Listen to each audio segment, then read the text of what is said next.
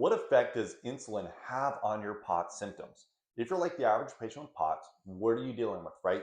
Fatigue, lightheaded, dizzy, maybe you're passing out, headaches, focus and concentration, mood issues, and much more. Go to the doctor and you leave frustrated, right? You get medications, told compression stockings, salt tablets, and other things like that, which may or may not help you to an extent. But we have to remember when we're looking at POTS, this requires a whole body approach. Now, one of the things that I see quite often with POTS patients is they have issues with insulin. Now, this is a test that isn't that expensive at all. Okay, it's a blood test, but it's also a test that's not being ran. So what happens, right? You go to your doctor, they're going to do basic labs, and you're usually told your labs are normal, which leaves you frustrated, right? So part of your basic labs is they are looking at glucose. And they are saying, hey, look, your glucose looks okay, or maybe it doesn't. But why is this not really the best thing? Well, the thing is, when you have exposure to glucose, you need to take glucose up into your cells. So when glucose goes up, you then have your pancreas is going to cause production of insulin to go and help this blood sugar get into the cell. So now as your insulin goes up, your glucose will start coming back down. Now, this is something that I see all the time where they come in and their fasting glucose is still between about 90 and 100, maybe it's slightly above that. But what will we see? Their insulin is above lab high. So most labs you're looking at about 20 to 25. Now, if we're really looking at health, you want your insulin less than 10, okay? They really should be.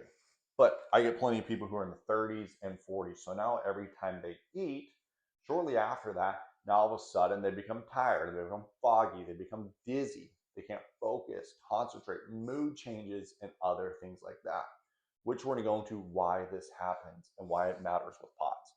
But real quick, basic. Insulin is a cheap test. It should be performed on every single patient who has POTS-like symptoms. Now, another marker that goes with insulin, that looks at insulin from a different angle, is C-peptide. So in the same way that you have glucose, that then has hemoglobin A1C, which is a more stable marker, C-peptide is a more stable marker for insulin. Now, your C-peptide range, let's say it's 0.8 to 4.5 or 5. I really like people at about the 2 or 2.5 range or below, because we want to make sure that you're in a good spot. Now, here's the other thing you really need to know. Most people are getting their glucose at a fasting level, and they're often going 10, 12, 14 hours without eating. So if your levels are still elevated at that point in time, you've got major issues. These aren't little issues. These are major issues. Realistically, your blood sugar should be back to pre-meal levels by the 2-hour mark. Maybe slightly longer, but basically 2 hours. And your insulin should be as well. And so sometimes I have people get their labs done after they eat, after a certain window. So this really needs to be considered. It needs to be performed. I can't tell you how often I see this as an issue. And guess what? No one's doing it. It's not part of a regular test because they are waiting for your glucose to go up. But as long as your pancreas is able to keep pumping enough insulin and before your body stops responding to insulin, your glucose is still going to be normal because it's compensating through increased insulin. So that's what happens there. Now, on the other side, why does this matter when we're looking at POTS? So you've got a good understanding now about insulin levels, C-peptide, why insulin matters more up front than glucose. So when we look at insulin, right? Insulin, we think about it just as if it's a blood sugar thing, which is true, but you can also get insulin resistance within the brain. So insulin resistance in the brain impacts how well brain cells are going to function. Insulin actually works as a signaling molecule in the brain, promotes neuroplasticity and other things like that. So when you have insulin resistance in your brain, then you are going to have brain fog. So focus, concentration issues, okay? Your memory is probably not going to be as good. You also get mood issues, so depression, anxiety, irritability, okay? And lastly, kind of going along with this, with fog, you may not feel as sharp, but then on this other one, we're going to say weakness comes out.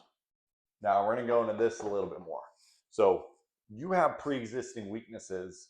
If you have them neurologically, they will come out when you have issues here with insulin in your blood sugar, which I'm going to explain. So imagine you're watching a sport and everything else. If you want to see the weakness in an athlete, you wait for them to get tired. That's where you see, hey, this guy can't do it anymore. Man, they're missing this easy stuff. That's because the foundational stuff wasn't dealt with as appropriately as it should be. Here's where the weaknesses come out. So you ultimately have metabolic, right? So people talk about metabolism, and people think about metabolism as I'm able to lose weight or I gain weight based upon what I eat. But you have what's called metabolic capacity. Okay? Think about this more like fuel efficiency. So the more fuel efficient your car is, the longer you can drive without needing gas. So the more things you're going to accomplish. So if you have poor fuel efficiency, you are going to have to fill up exponentially more. Now, many people with POTS, they have poor metabolic capacity. And so the more they do, the worse they will feel. And it's not just one symptom. It's usually systemically, especially neurologically. As the day goes on, they do worse and worse and worse. So there are a lot of things that impact your metabolic capacity. We look at stress. We look at sleep. We look at, hormones.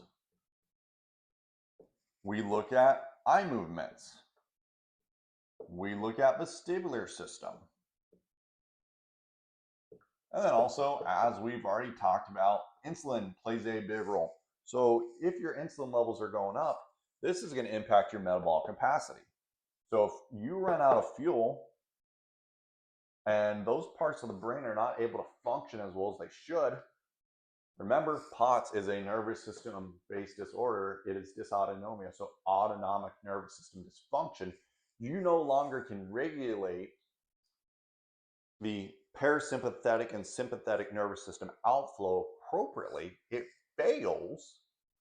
Now all of a sudden you get the issues, right? And this is why we look at elevated heart rate without changes in blood pressure is diagnostic criteria for POTS if it goes on for a period of time. So you've got to make sure you get your insulin resistance taken care of. And you may be wondering, but what do I do? What do I do to deal with my insulin resistance? Well, we always start with the foundational stuff, right? Everyone wants to know what supplements, what meds, but that stuff is fancy, absolutely necessary for many people, but it should go on top of the foundational stuff. So one, you got to make sure you're eating healthy, right?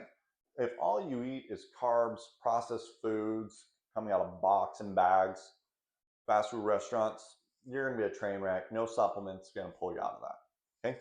So we really need to make sure we're eating healthy. Want to focus on our veggies, meat, and fat, because we want to make sure that we got a really good solid fuel source going to our brain. Next, sleep. Sleep absolutely impacts the way you are functioning and your balance of your autonomic nervous system, okay? So we've got food, we've got sleep, okay? Because a big number on insulin really does, and glucose. Next, exercise. So doing a short exercise after eating can blunt your blood sugar spike and ultimately insulin response and insulin resistance, because your muscles do a big job of utilizing blood sugar, which is super important. But all too often, when I'm talking to my patients with POTS, because they feel bad, they become insanely sedentary. They don't do anything out of fear of feeling dizzy, faint, and everything else. Now, I get that you feel that way, but the more you feel that way, the worse you make your POTS issues, ultimately. Yes, the worse you make your POT issues. And I'm like, but I can't do anything. Well, yes, you can. You can do snow angels laying down, right? What are the odds of falling when you are laying on your bed? 0. Not possible, right? Or you're laying on the ground, not possible, can't happen. Snow angels. What else? I like resistance bands. You can get them on the internet, 20, 30 bucks for a whole set. Does great. Do them while you're sitting down. And I absolutely love my favorite cardio exercise for patients with neurological issues. It is the stationary bike. I'm not talking about the bike where you're kind of sitting on it like a regular bike. I'm talking recumbent bike, where you're basically sitting back, you're relaxed, and your feet are going like this, okay? Now, what I find works best, especially when people are more severe, you're not trying to do the bike for 30 minutes at once. That's not what we are trying to do. We are trying to do 80% of what causes an increase of symptoms, get to where you can do that predictably over a week and then increase it. So this may be 2 to 3 minutes, 5 times a day. So you're looking at 10 to 15 minutes a day. As you do this, predictably, people are going to improve. They are going to get better. So this is a big, big player with your insulin response with POTS. Now, of course, are there supplements, right? Berberine, alpha lipoic acid, and many other things that can impact your insulin response and your blood sugar? Absolutely. But this here, when you do this part right, it's going to further enhance what any of those supplements can do on their own. So hope this makes a lot of sense on what happens when you're looking at insulin and its impact on POTS. And you may be wondering, but I've done some of this and I'm not yet getting better. The thing is, POTS is a complex multi-system based syndrome. Okay? There are a lot of things at play. And my average patient is frustrated because they've done so many different things before they come in. It really does take a comprehensive approach. Here's what I found in doing this for over a decade. Neurological based issues are rarely evaluated and treated in POTS. These issues routinely fall within oculomotor, so eye movements, visual processing, okay? Usually off 75+% of my patients. Next, we see vestibular and balance-based issues are also off. Then outside of it, about 50% are going to have pretty big immune system issues. They're getting sick frequently. They have bad allergies. Skin prick tests are going crazy. You may have thyroid issues, gut issues, issues with your menstrual cycle. And as you can see, right, there is not one thing, okay? Everyone wants one thing. Someone tries to sell you one thing, you should run from them. This means they clearly do not understand it, okay? The results are in the nuances. They are. That's where it is. It's not in the promising you one thing. Yes, are there people who improve when they do one thing? Yeah, but it's a minority. Those who improve at the highest rate, they're trying to find, 1 plus 1 plus 1 plus 1. And instead of this equaling 4, this is going to equal like 15 because it's synergistic. It's not just 1 plus 1. It is much more than the sum of the parts. And you need someone who can identify what those are for you.